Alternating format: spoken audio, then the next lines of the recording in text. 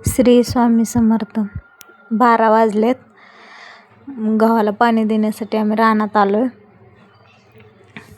थंडी खूप आहे म्हणून शेकोटी पेटवले. शेकत बसलो आहे. शेकत शेकत दारा धरतो आहे.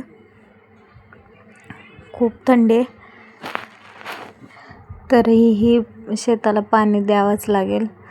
कारण का ऑफिसमध्ये जाणारे, बाहेर नोकरी करणारे सगळ्यांना त्यांच्या मनासारखं भेटतं, पण शेतकऱ्याला आपल्या मनासारखं भेटत नाही. ते ऊन वारा पाऊस काही जरी असलं तरी त्याला शेतात जावंच लागतं, काम करावंच लागतं. त्याचा कोण विचार करत नाही.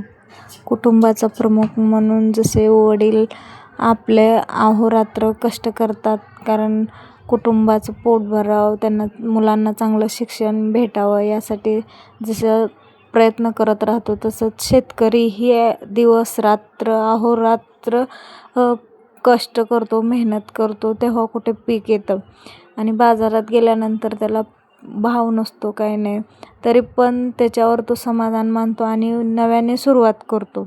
आमच्या चॅनलला शेअर करा, सबस्क्राईब करा आणि कमेंटही करा.